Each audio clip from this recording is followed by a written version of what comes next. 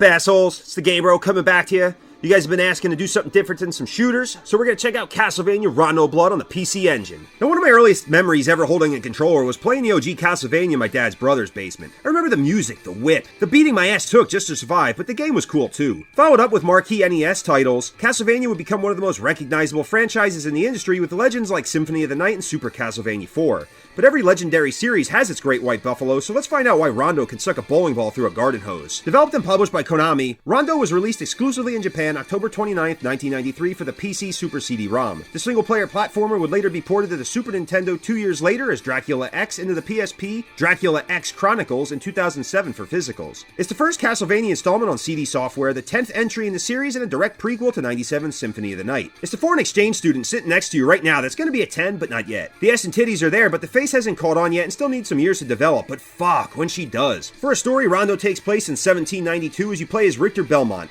the Eric Bice of the Castlevania world. His bitch Annette is taken hostage by Dracula's servant Shaft, and you return to his castle to defeat his goons and confront his ass through 9 stages before defeating him and trashing his crib. You play as Richter Belmont with Maria Renard as an unlockable character, but fuck that bitch, we'll stick to basics. You look as jacked and badass as ever, but Richter looks pretty dope equipped with the legendary whip and 6 sub-weapons. Money, hearts, and food can be found through levels, and the sub-weapons can be used in the super attacks at the expense of hearts to dish out serious damage to enemies called Item Crash, where you're also temporarily invincible. The controls are 24-year-old virgin tight on the Turbo Duo, but are user-friendly and easy to get used to with limited button configuration. Smaller enemies stay true to the OGs, but the behavior is more elaborate. Boss fights throw you, and upon their final gasp, perform a special final attack to fuck you up. Make it through unscathed, and you get that one-up action. On the Duo, they look fucking awesome and excel at what the console is capable of. Visually, it's far ahead of its predecessors and would inspire future titles graphically. Everything is more clear, no slowdown, no flickering, fast enemy movement, two-handed blowjobs, and cutscenes at various points of the game. Each stage stands out from the rest, feature cool background effects, and like Dracula's Curse, feature a similar branching path system. One way is that they are hidden in ways of destroying a wall or falling in a pit.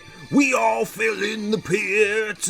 Once a stage is completed, it's saved in your browser history for use later. To get that good ending, you must save the 4 maidens to vanish Dracula and watch the iconic castle collapse. The bad ending is Stevie Wonder playing hide and seek with Terry Schiavo. Ouch. While not the hardest game in the series, it offers a stiff challenge to players new to the franchise. Memorizing enemy attacks and getting away from those fucking birds will help you get to those boss battles with some health to spare. If you die, you can at least continue from a checkpoint, and complete playthrough takes about an hour and a half, double that if you want to play with titties. The soundtrack, now CD based, steps it up with live guitars backing an already impressive OST that, along with the Bloodline setlist, would get a 2-disc release in '94 and as rare as the game itself. As with any Castlevania game, replay value is great, especially with the second character. Of all the entries in the series, it's the one I play most. With save abilities and having the option to replay levels with no real load times, Rondo's a great pickup and play as you get right in the action even if you only have a few minutes between the service and burial. Out of everything in my collection, this has always been one of my favorites. The cover art's badass, it's incredibly rare, and arguably the best game on the console. It was released to critical acclaim, even winning Best Japanese Action Game of '94, with the only gripe being it wasn't released in the States. Rondo's current price tag reflects that, coming in around $200 for a complete copy, but so fucking worth it. This entry of Castlevania is like fucking a porn star. It's everything you wanted and looks fucking perfect. You'd be fortunate enough to last an hour and a half with this hottie that spilled more seed than Muhammad Ali at a bird feeder. You'll always look back and remember this lay as your moment in the sun before having to fuck with the lights off again, but don't worry, in 2 years you get to hit that X. Anyway guys, hope you liked the vid. Be sure to like, comment, share, subscribe, hit that fucking bell button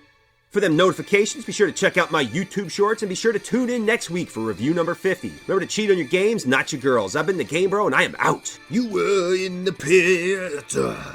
We all fell in the pit.